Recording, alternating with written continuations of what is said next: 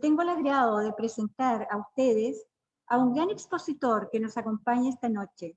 Me refiero al geógrafo Marcelo Lagos López, de la Pontificia Universidad Católica de Chile. Su currículo va a ser presentado en forma sintetizada, atendiendo a que in extenso se encuentra en el libro de la conferencia que ya ha sido enviado. El doctor Marcelo Lagos es geógrafo, profesor e investigador por más de 22 años en el Instituto de Geografía de la Pontificia Universidad Católica de Chile. Allí es el director del Departamento de Geografía Física, director del Laboratorio de Investigación de Tsunamis, director del Diplomado de Geomática y subdirector del Programa de Doctorado en Geografía. Investiga el riesgo de desastres como constructo social, involucrándose con los territorios y aportando un pensamiento crítico. El tema que nos expondrá el doctor Lagos se titula Comprendamos el riesgo de desastres. Doctor Lagos, bienvenido y puede hacer uso de la pantalla. Y a ustedes agradezco su comprensión.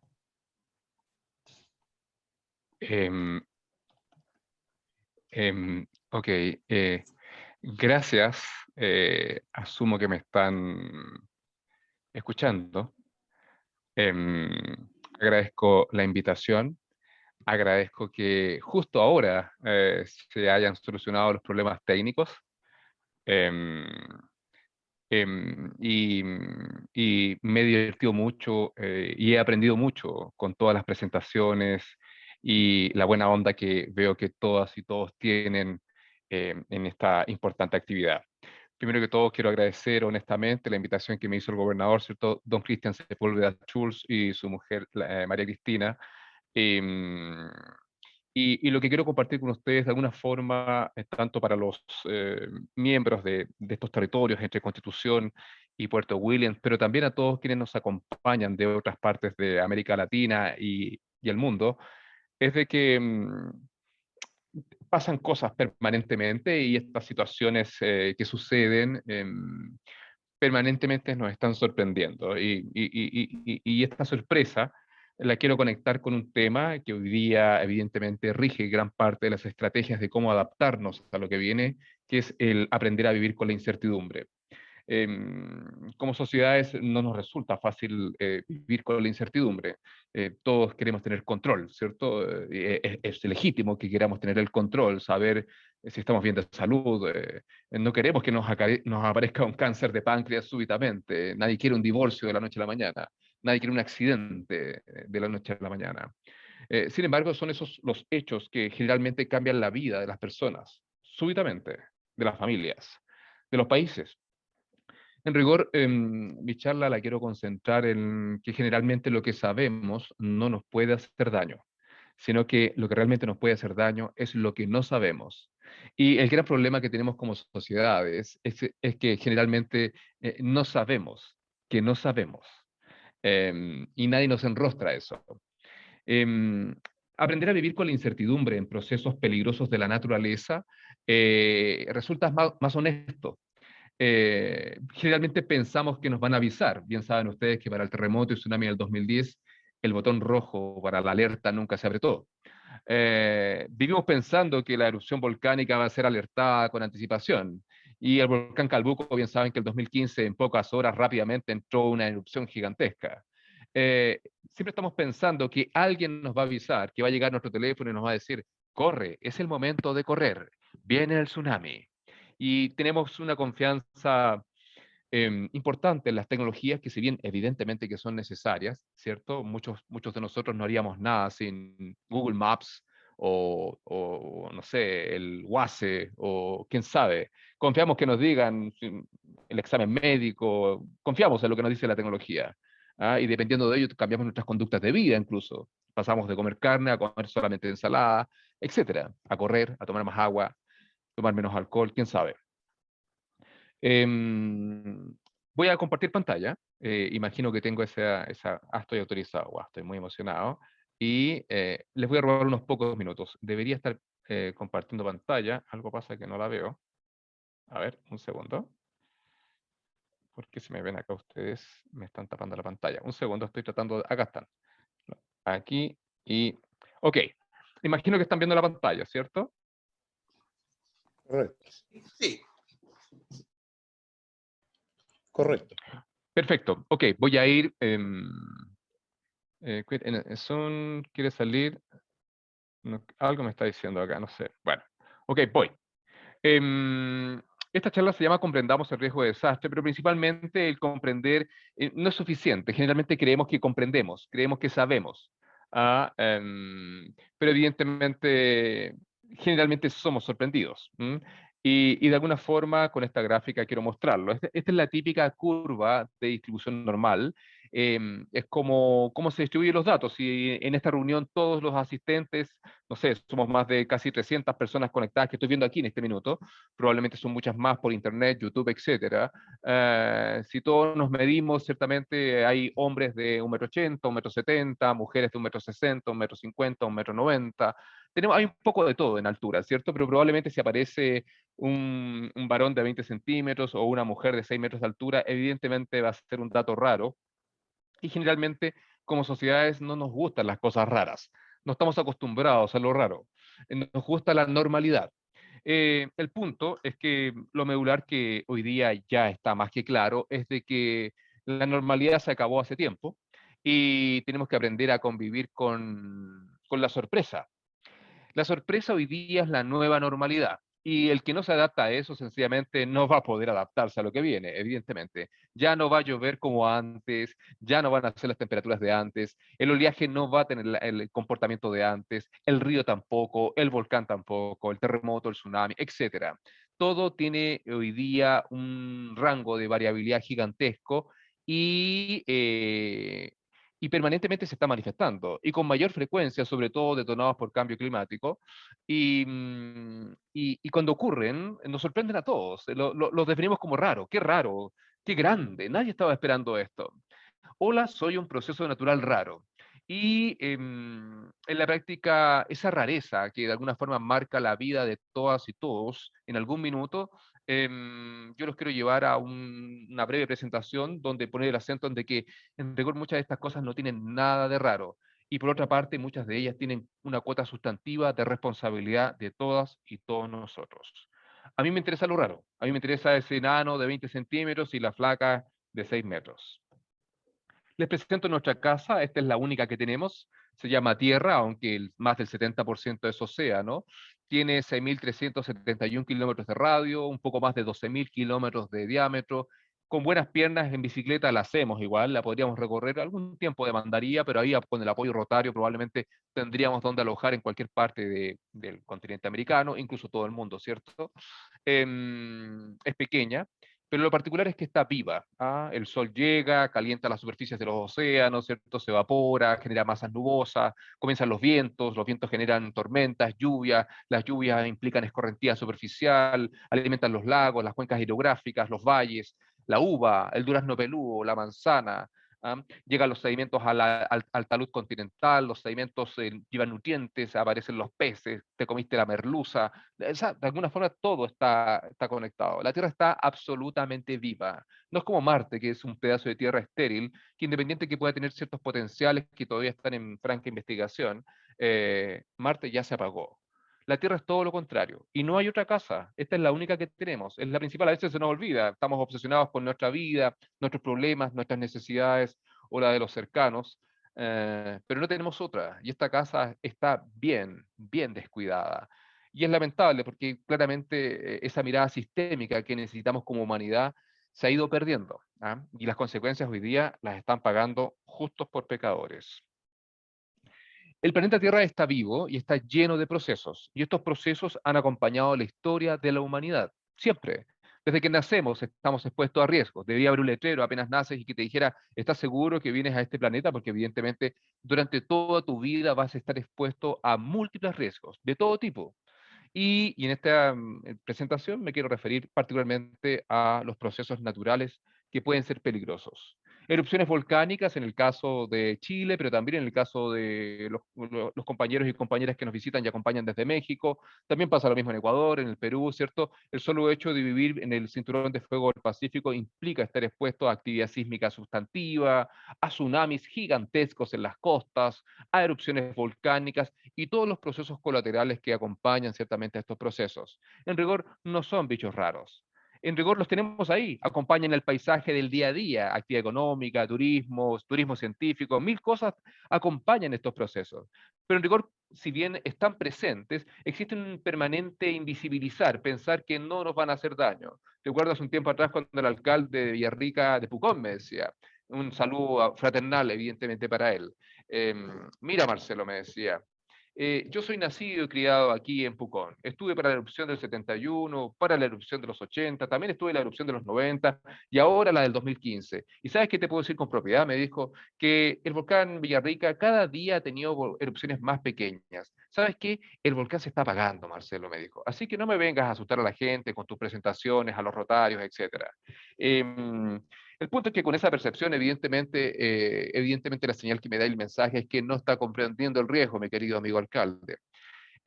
Porque ciertamente ni siquiera los vulcanólogos más destacados entienden y comprenden la real magnitud de la peligrosidad que revierte este volcán, por ejemplo. ¿Ah? Lo que sí sabemos claramente es que basta con hacer una excavación muy lejos de Pucón, muy lejos de Villarrica, incluso al frente del lago, y podemos encontrar evidencia enterrada a poca profundidad de mega erupciones colosales que han barrido con todo alrededor y nadie puede saber cuándo realmente vendrá. Por lo tanto, ese permanente pensar, esa permanente ilusión de invulnerabilidad que a mí no me va a pasar, es arriesgada, porque no queremos ser sorprendidos, ¿cierto? Aluviones, hace poco tiempo atrás, particularmente Villa Santa Lucía, esto es Chaitén, ¿cierto? ¿Se acuerdan ustedes? El 16 de diciembre del 2017, en el sur de Chile, un aluvión gigantesco sepultó la mitad del pueblo de Villa Santa Lucía. Cerca de 21 víctimas, nadie lo estaba esperando. El pueblo fue completamente sepultado. El barro avanzó kilómetros y kilómetros. Y esto pasa en gran parte de toda América y de todo el mundo. Aluviones todos los días.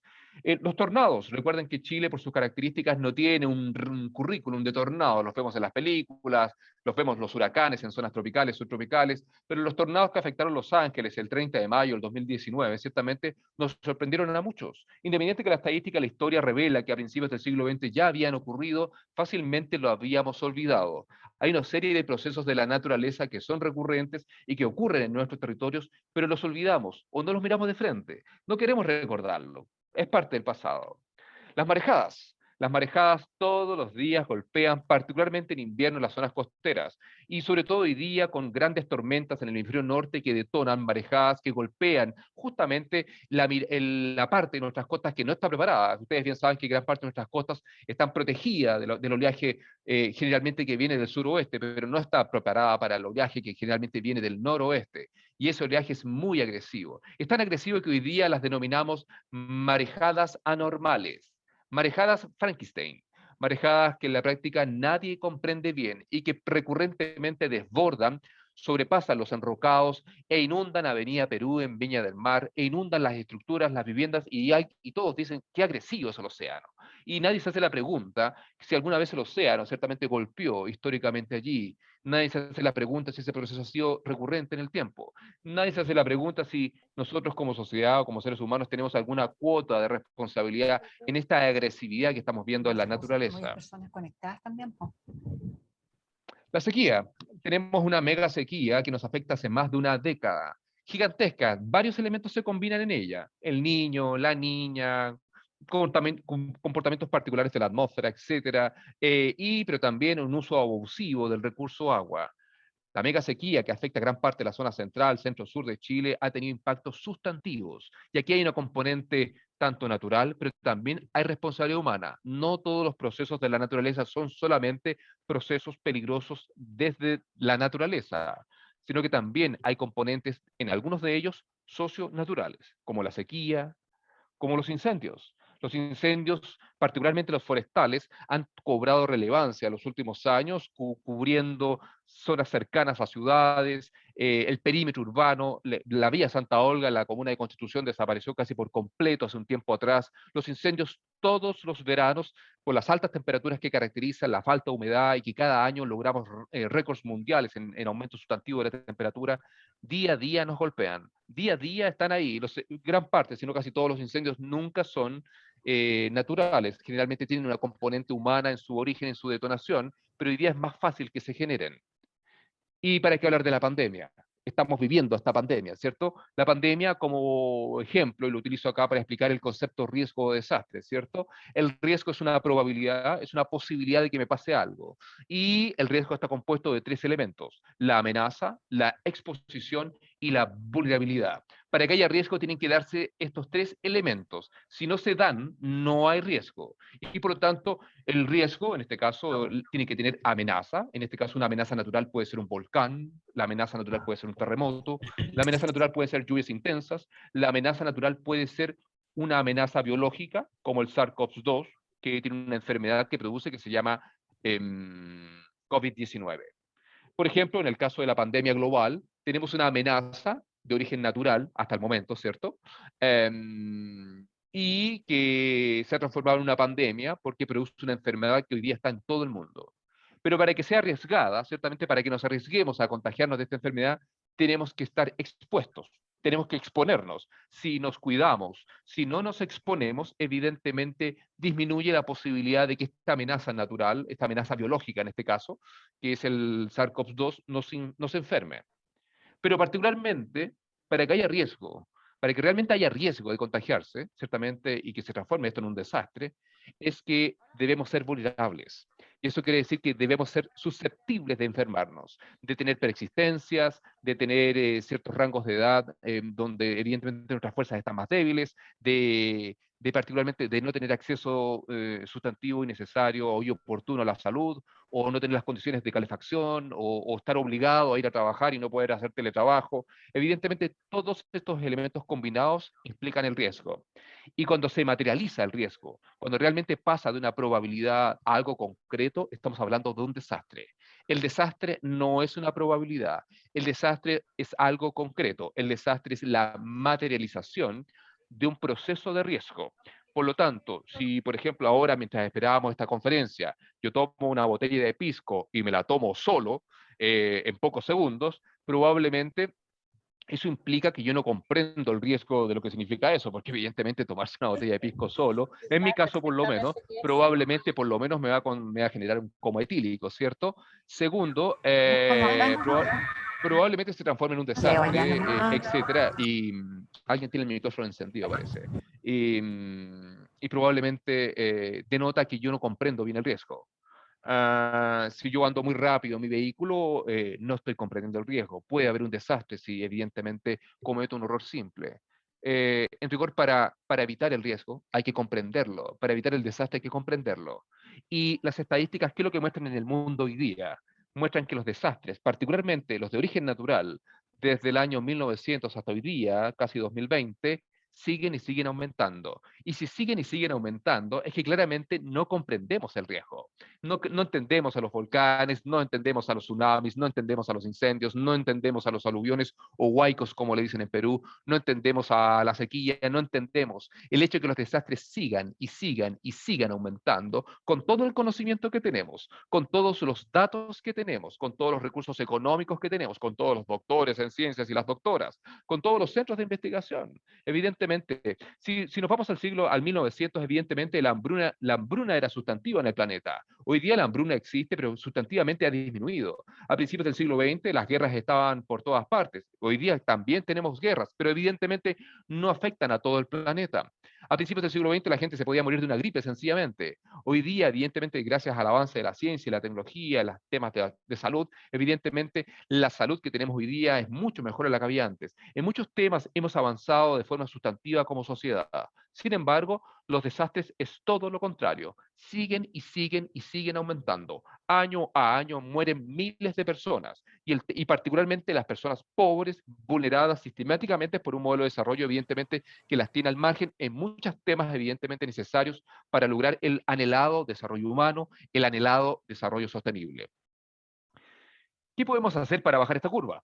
Porque estos no son mis fondos de pensiones, ciertamente. Acá lo que estamos viendo sencillamente son desastres que todos los días van ocurriendo. Y antes que nos vayamos al cementerio, todos los presentes aquí, les aseguro que vamos a experimentar en algún minuto un desastre tan grande que nunca antes habíamos registrado. Eso está a la vuelta de la esquina porque evidentemente los niveles de exposición que tienen nuestros países ante estos procesos, más los niveles de vulnerabilidad sustantivos, hacen de que la posibilidad de desastres esté allí, a la vuelta de la esquina. No solamente en Chile, esto puede pasar también en Perú. Perú, la zona, toda la costa central de Lima, el Callao, están esperando el gran terremoto de 1746, que podría ser gigantesco como ocurrió en esa oportunidad y borró el puerto del Callao y borró toda la zona central del Perú. En el caso mexicano, solamente concentrándome en las costas pacíficas de México, ya que escuché que nos acompañan amigos y amigas de México, solamente que se repita el gran terremoto y tsunami del año 1787, que borró completamente las costas de Guerrero y Oaxaca. Ese evento podría ser sustantivamente gigante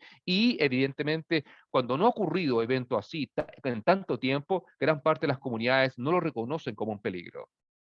En la práctica, estos desastres que siguen y siguen aumentando nos enrostran el no logro de objetivos de desarrollo. Cuando se materializa un desastre, hagamos un ejemplo con la cocina. Ustedes son expertos para cocinar y hacerse los picoteos, que escuché que querían hacerse unos picoteos hace rato ya. Cuando yo hago mi arroz, yo tengo mi olla y mi secreto para hacer mi arroz, ¿cierto? Un poquito de aceite de oliva, un ajito, un ajo, ¿cierto? Un zanahoria, a veces pimentón, hago un sofrito, echo mi arroz blanco y en 15, 20 minutos mi arroz queda graneado. Generalmente me queda muy bien mi arroz y tengo mi receta milenaria. Si se me quema el arroz, que puede pasar que a alguien se le queme el arroz, ciertamente, y eso sería un desastre culinario, ¿de quién es la culpa? ¿Es culpa de la olla? ¿Es culpa del agua caliente? ¿Es culpa del gas? ¿O será que yo desatendí la cocción, que yo me despreocupé de que ese arroz quedara graneado, blanco, cocido? Evidentemente, resulta sumamente fácil externalizar, hacer exógena la responsabilidad. El problema fue la olla, el problema fue el agua, el problema fue el arroz. Todos bien sabemos aquí que existen numerosas recetas para hacer un arroz que quede bien graneado. En el tema de los desastres es lo mismo. Pero sin embargo, siempre caemos en lo mismo. El problema nunca somos nosotros, el problema siempre es el volcán. El problema fue el terremoto, el problema es el tsunami, el problema es el aluvión, el problema es la inundación. Nunca somos los seres humanos. Humanos que en este planeta ya somos cerca de 8 billones de habitantes. Humanos que requieren recursos, que consumen energía, que quieren agüita caliente, que quieren comodidades, que quieren mejorar, mejorar su calidad de vida. Pero evidentemente esto tiene un impacto sustantivo en el entorno. Alguien nos metió en la cabeza de que el planeta Tierra es nuestro. Muchos creen que pueden hacer lo que quieran con el planeta Tierra y se les olvida que la Tierra tiene cerca de 4.650 millones de años y los homínidos, que son nuestros parientes más cercanos, parecidos a los monos, deben tener en el planeta Tierra con suerte cerca de 200, 300 mil años, no más que eso. Pero nosotros juramos que la pelota es nuestra, juramos que el planeta Tierra es nuestro y que podemos hacer lo que queramos con él. Tanto así que lo hemos hecho. Nos hemos encargado de contaminarlo, nos hemos encargado de aumentar sustantivamente la temperatura en el planeta con todos los procesos que está detonando y que cuando ocurre sencillamente pensamos que es la naturaleza mala que nos quiere hacer algo, pensamos que es un problema de los gringos, de los hindúes, no sé, de la Unión Europea y evidentemente todos aquí los presentes y toda la sociedad tiene una cuota de responsabilidad en nuestros estilos de vida, porque evidentemente todo lo que hacemos, toda decisión que tomamos, desde la calefacción que tienen en este minuto, desde la ropa que están usando, cómo se hizo, desde el botón, desde el computador que estamos usando, todo tiene un impacto en el planeta. Y evidentemente esos impactos hoy día se han transformado en que nuestro planeta Tierra está enfermo.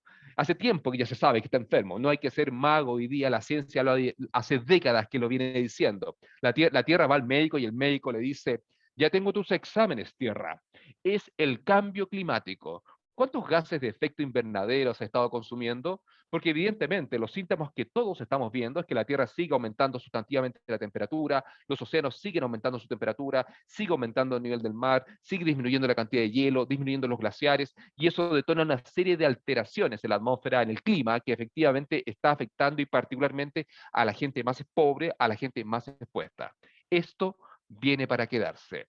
Yo diría particularmente a esta capacidad que hemos tenido como especie humana, Homo sapiens. Hola, yo también soy un Homo sapiens, al igual que ustedes. Esta capacidad que hemos tenido de alterar el sistema planeta Tierra se llama antropoceno.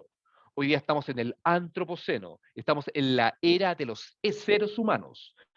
Hoy día no existe ningún lugar en el planeta que sea prístino. Donde ustedes vayan, donde hagan una excavación, donde tomen una muestra de superficie, van a encontrar la huella humana, sea microplástico, sea contaminación, sea radioactividad, sea algún elemento químico, alguna huella, traza van a encontrar siempre porque ya nos encargamos de estar en todas partes. Y eso evidentemente tiene distintos destinos. Un destino puede ser oscuro, que estamos condenados a desaparecer, y si desaparecemos, ustedes saben que la Tierra no nos va a extrañar, apenas desaparezcamos, los pumas van a bajar de la precordillera, apenas desaparezcamos, ciertamente, probablemente la Tierra se va a limpiar, bien saben ustedes lo que ha pasado con la contaminación con dióxido de carbono en gran parte del planeta, producto de la baja, ciertamente, de la actividad humana, se vio en China, se vio en la India, incluso los sismómetros y los sismógrafos instalados en grandes ciudades comenzaron a detectar la sismicidad natural que nunca antes habían detectado por el tráfico, por el movimiento, por el ruido, etc.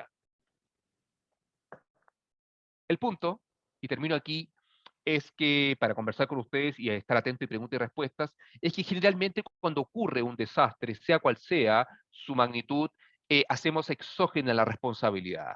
El día que desaparezca Pucón por la erupción volcánica al Villarrica, les aseguro que nadie le va a echar la culpa al alcalde. Un abrazo, alcalde. Nadie le va a echar la culpa al director de obras, o al Ministerio de Educación que construyó esa escuela en zona de peligro, o a esa autoridad que construyó la vivienda social al lado del río, o a orilla de playa, o ese hospital en zona de inundación o de peligro aluvional. Porque Chile, evidentemente, al igual que Perú, México, Argentina y otros países de nuestro continente y el mundo, permanentemente, con sus decisiones y acciones, van construyendo riesgo. El tsunami no los quiere matar, el terremoto no los quiere botar, el volcán no los quiere quemar. Evidentemente, si yo construyo la escuela, la vivienda sobre antiguas coladas de lava, lo que estoy haciendo sencillamente es no comprender el riesgo de desastre. Y es por eso que el mensaje que quiero dejar aquí, y que hace mucho tiempo lo venimos trabajando, y que existe un marco teórico sustantivo al respecto, es que los desastres no son naturales. Los desastres son construidos por decisiones humanas, por nosotros. Muchas gracias.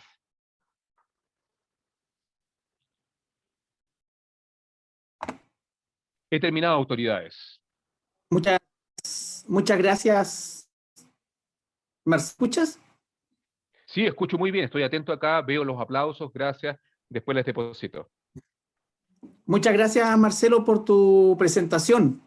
Soy Javier Hermosilla, de acá del Rotary Club. Yo estuve recopilando las preguntas que nos llegaron a través del chat, ya algunas en forma privada y otras me llegaron directamente del chat. Para empezar, nuestra amiga Pamela Hidalgo desde Concepción te pregunta, Marcelo, de acuerdo a varios estudios, se proyectó hace años que la capa antártica tenía alta probabilidad de tener un evento sísmico de fuerte impacto en la población geográfico. Ya, ok. La verdad es que la sismicidad en la Antártica es un hecho absolutamente posible, está ocurriendo y ha ocurrido siempre. Pero la verdad es que es un proceso natural extremo, puede ser, pero no revierte un riesgo sustantivo porque evidentemente tengan en cuenta que las tasas de exposición, particularmente población, asentamientos humanos o asentamientos precarios, son inexistentes. Allá tenemos bases científicas, bases militares y generalmente perfiles de personas, hombres y mujeres muy preparados para convivir en esas condiciones extremas. Por lo tanto, la sismicidad en la Antártida es un hecho comprobadísimo y que ha ocurrido y que han ocurrido eventos importantes. Allí hay contacto de placas, hay subducción, hay divergencia, hay volcanes submarinos, Hay todo lo que podemos encontrar en distintas partes del mundo, pero lo que hay que destacar de que cualquier evento importante que ocurra en esas latitudes pasaría a ser más un proceso natural extremo que un proceso peligroso para las comunidades, dado los bajos niveles de exposición, o mejor dicho, de población que tenemos en esos territorios.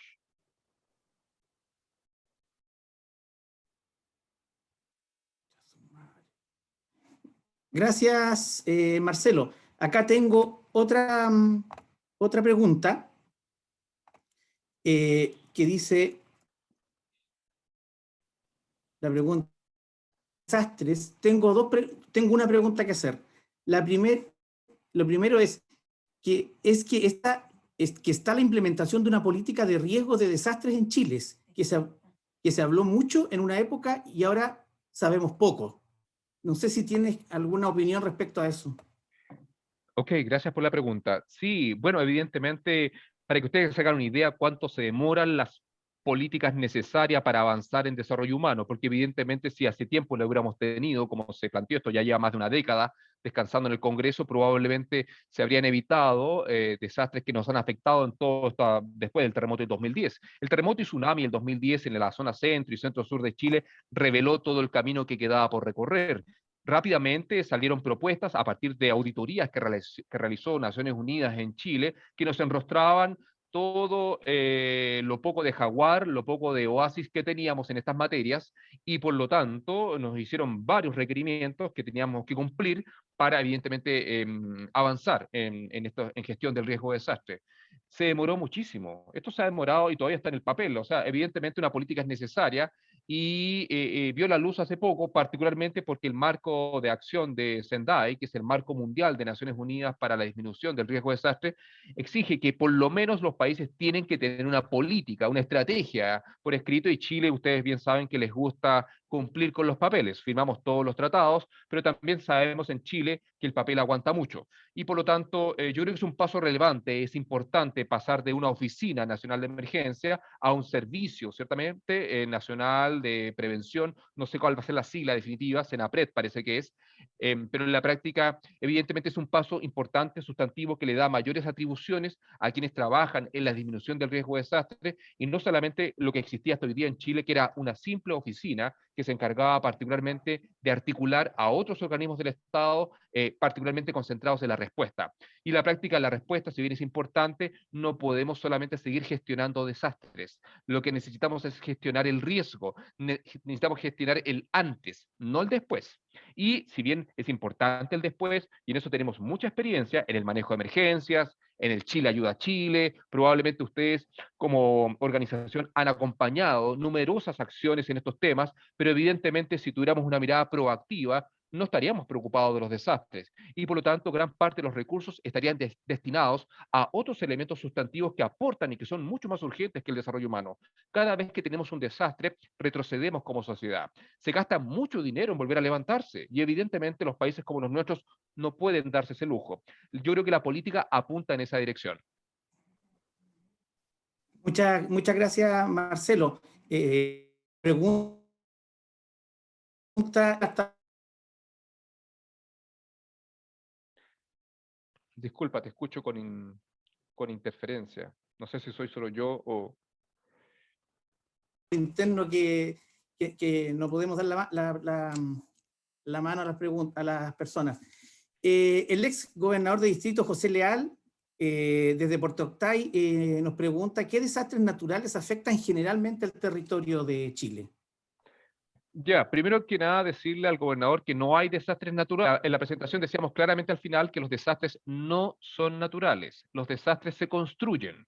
Si yo pongo el asentamiento humano en una zona peligrosa, evidentemente el volcán me puede afectar, el aluvión, la inundación, el tsunami, el incendio. Si yo conozco las señales de la naturaleza, evidentemente los asentamientos humanos, sean dispersos o concentrados, van a localizarse en lugares seguros, y eso es responsabilidad del gobierno, del Estado, de los profesionales, de los privados, de las comunidades, que tienen que exigir ciertamente habitar territorios seguros y dignos. Ahora, ¿cuáles son los más comunes en Chile? Bueno, por estar localizados frente a una zona de subducción, donde una placa oceánica densa y pesada, subducta o se introduce bajo una placa continental, evidentemente los terremotos son lo más importante, pero no son lo que mata más gente, porque son tan recurrentes, justamente ahora que estamos desde Chillán transmitiendo, ciertamente, destacar de que Chillán es un ejemplo claro de los aprendizajes que hemos tenido producto de eventos importantes de la naturaleza en Chile, porque a partir del terremoto de 1939 comienza a tomar fuerza la normativa de diseño sismo resistente, y Chile hoy día tiene una de las mejores normas del mundo, incluso caso de estudio en las principales universidades. Sin embargo, todos los otros procesos naturales colaterales que pueden ser peligrosos para las personas, para las comunidades, etcétera, generalmente no están regulados todavía. Y eso hace que aluviones sean desastres recurrentes, tsunamis. Evidentemente el 2010 nos dejó claro lo expuesto que estamos ante la amenaza de tsunamis en las costas.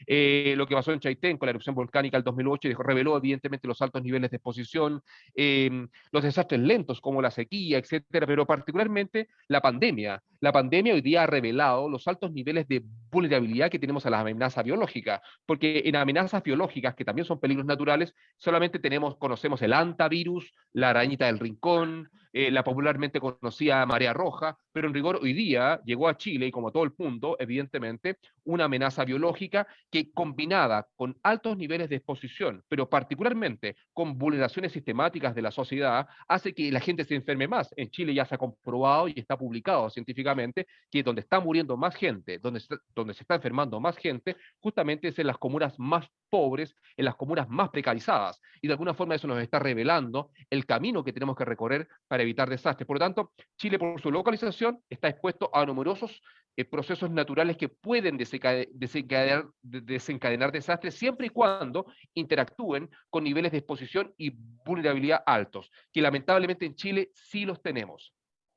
¿Qué no tenemos? Todavía no tenemos huracanes, todavía no han caído recientemente grandes meteoritos, pero en la práctica, si rescatamos el mensaje de Naciones Unidas que nos dice la sorpresa es la nueva normalidad, yo le diría al gobernador que nos pregunta sobre estos temas, es que hay que prepararse para los peores escenarios, incluso peores de los que podemos imaginar. Marcelo, en nombre de nuestro gobernador de distrito, Cristian Sepúlveda, quien te invitó a darnos esta tremenda charla de agradecimientos, y en nombre también de todos los rotarios de este distrito. Así que, Marcelo, muchas gracias por estar hoy día con nosotros. Sin lugar a dudas, la charla ha sido... las preguntas tú las puedes ver en el chat, y si te quedas un rato con nosotros, incluso te agradeceríamos si puedes responderles, porque hay demasiadas preguntas en el chat. Así que un abrazo para ti y muchas gracias. Muchas gracias a todos ustedes, a todas y todos. Gracias por invitarme, por el tiempo, por la paciencia. Les deseo una excelente actividad. Trataré de responder en la medida de lo posible las preguntas. Y si no, me pueden contactar. Yo soy una persona pública, así que pueden buscarme en internet. Estoy por ahí en Facebook, en Instagram. Mi correo es público. Así que encantado de acompañarlos, sea en esta oportunidad y en las futuras que vendrán. Así que abrazos para todos y todos. Muchas gracias, Marcelo. Muchas gracias.